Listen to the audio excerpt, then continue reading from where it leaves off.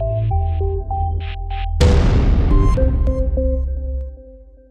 I'm Bob Weber, Senior Fellow at Construx Software. I'd like to welcome you to the first of our lectures on innovation, a subject that we find a lot of people are interested in. So the first interesting observation is that everybody is looking for the secrets of innovation. That's the term we hear. We know, in fact, that today there are no secrets. We can look up anything on the web. So look at all the secrets of innovations here. There are all kinds of innovation secrets. They're all out there. But yet we find that nobody's actually innovating. So what's wrong? What is missing? And this has been an area of great interest for us, is why, especially software companies, aren't able to be innovative. They can read all they want on that, but how do they actually apply it? And so we're going to break down the problem of innovation into a few subsets. Okay? And going to talk about three key drivers of innovation, things we see that are done well in truly innovative companies. First one is they truly understand value. They understand the problem to focus on. They understand how innovation can significantly add value for their stakeholders. The second is the culture of innovation. Now, we all know there are companies that give employees 20% innovation time and expect innovation to take place, but yet it doesn't happen. There's something in the culture, the DNA, that makes them different. This will be another subject of our lecture series. The third is collaboration. We find that companies are really looking for technical innovation, opportunities to leverage new technology, new capabilities to get a step ahead of the competition. That means that engineering needs to be brought in early and not just be asked to develop a lot of features. They need to understand the problem, understand the value. You need to have the culture so that they want to innovate, and then let the collaboration take place and involve them at the beginning of the process. So let's talk about the value part, which is the topic of this particular lecture. We all know that any problem, we want to turn that into a solution. The problem is our opportunity to innovate. That's the way that we want to look at. We want to understand the problem. Once we understand the problem, we can then allow ourselves to innovate. Now, one of my experiences is we see a lot. No, I'm going to start that again. We observe a lot of companies that invest a significant amount of time teaching their engineering group to brainstorm, storyboard, and all these things. And you know, really, engineering staff in general are very creative. That's what led them into the industry. The problem is they don't understand the problem to solve. And that's where we need to focus them. We need to have our engineering groups understand the problem. So let's say that a main purpose of innovation is to produce a great product. There's something about great products that we recognize that makes them great products. A few years back at the Construx Technical Summit, we had Fred Brooks come and give a talk on design. Now, you might recognize the name Fred Brooks. He is the author of the famous Mythical Man Month book, and he has been a software engineering expert for decades. But he had something in there that really caught my eye. And he said, great products have fan clubs. I found that very interesting, and I agreed with it completely. What happens when you have a great product? You have fans. That means that people are wanting to go around and talk and even convince their friends to use the product. That is what really creates a great product. So let's say that we want to use innovation to be able to develop products that our stakeholders or users are fans of. We have an innovation seminar at Construx. Part of that involves having groups sit in small teams and talk among themselves as to what products they are fans of. And it's pretty interesting. They quickly fill up a list. They're all proud to talk about the products of which they're fans. Some things come up all the time, and then we look at that and try to look at the common characteristics. So I'll give you some examples of some of the things that we commonly hear as products that people are fans of. Okay, Google Maps. Now, when we drill down and say, get to the core of why do you like Google Maps, it's because I want to quickly find the best route. It does something very simply and quickly for them. Let's go to another one. Of course, the iPhone. The iPhone broke the mold and when it came to innovative phones. The reason is that they focused on what that people valued from the phone. And if I had to say it in a sentence, it would be, I want to quickly get information and perform frequent tasks. That means that they made it very simple to do the common things that you want to do. I want to check my stock, I want to look at the weather, I want to quickly put a message out. Prior to that, we had all kinds of menus and complicated ways to do all these things. Apple looked at what we valued and focused on that. Amazon comes up frequently. What's the simple value that Amazon provides? People want to quickly find products that they feel are the highest value. Here's another interesting one. I don't have one myself, but the Nest thermostat often comes up. I have lots of people who talk about this as a fan. What we drill down to there is basically, what do you value? I value being at a comfortable temperature at all times. So these companies have been able to create fans of their products by significantly increasing the value of the solution to somebody. And we're going to call those somebodies stakeholders. Oh, there's one other thing. All across any of the examples that we come up, the words quick and easy come up.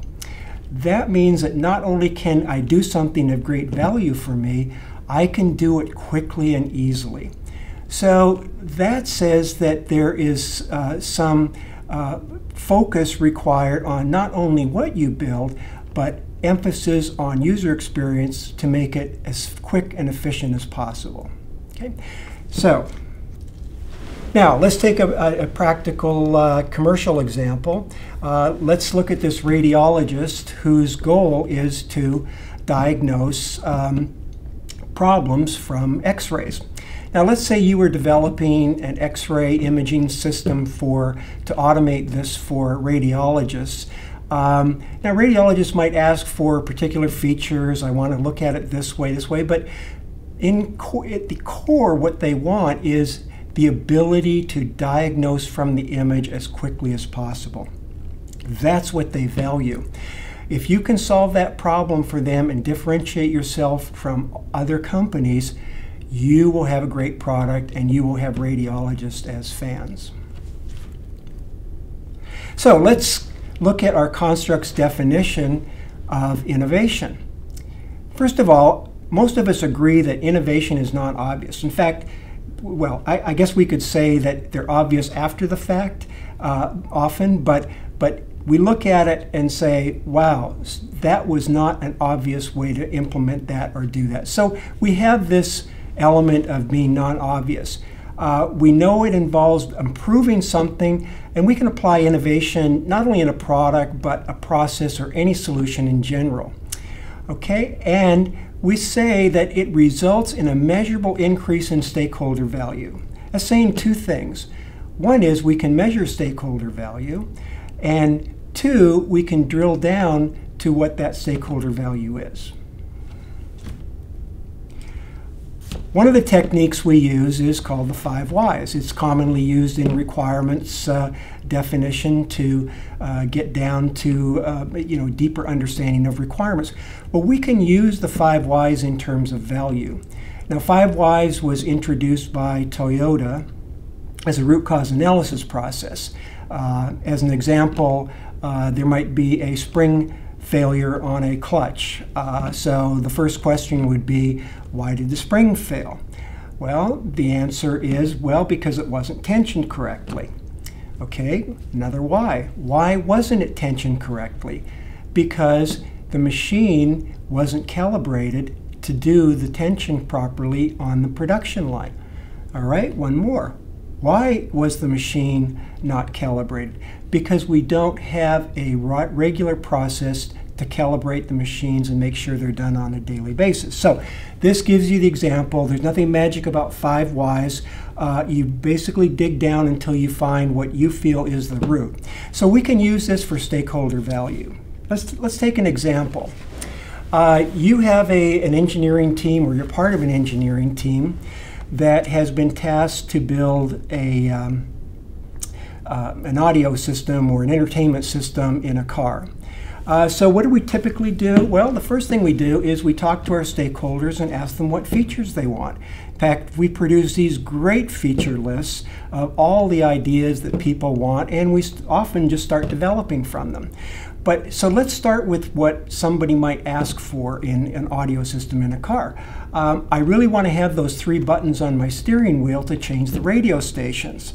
All right, so we write that down, we put it in the requirements, or we put it into our backlog, and we proceed with development. But let's take it one step further. Let's say, why do you want that? So you repeat back. So you want to have a button on your steering wheel so you can change radio stations. And again, we're going to ask why. Because I want to select from my preset stations without being distracted. Oh, now we're a little bit closer. The buttons are intended to provide something for them. Could we go even one step further? So we acknowledge that. You want to change preset radio stations without being distracted. Is there a deeper reason? Why do you want to do this? Well, here's something closer to value. I want to listen to a wide variety of music while I'm driving. That's really what I value. So we see how we started from a very specific function to now understanding the deeper value of what they want. Now, this leads to different solutions. So what we want to do is not only identify the stakeholder value, but we also want to be able to quantify it. Quantification allows us to use the innovation definition to say that we've innovated if we can significantly improve that measure. So let's say as a goal for our entertainment system, we say, all right, could we say as a measure that you want to select music from all the media available in your car within, say, 30 seconds without taking your eyes off the road? Would that be of high value to you? Yes, that's what I really want. Now this brings up all kinds of different solutions. We started from 3 buttons. Now an engineering team focused on this problem can look at all different approaches, including voice recognition, personalized playlists, all kinds of different opportunities to apply technology to innovate. So we came a long way from the simple 3 buttons. So Henry Ford had this right. If I'd asked my customer what to build, they would have said a faster horse. He's absolutely true. You will not innovate by asking customers what to build because their minds are based on their experiences in the past, and that's the way they've always done it. So they will come up with marginal improvements to the way they do things. To really innovate, you've got to dig to stakeholder value. And Henry Ford understood that the value was really not having a horse, but to be able to move efficiently and quickly between 2 points. That was really what they valued, and he came up with an alternate solution. So our perspective is that this creates what we call an innovation imbalance. Let's take a typical software project and let's just say how much time or effort is spent on defining the functionality versus development. Well, we know that's not very much. Typically 10–20% of our effort might be defining the functionality. A lot of the time is spent just developing the functionality. Now let's move to an innovative organization. Okay?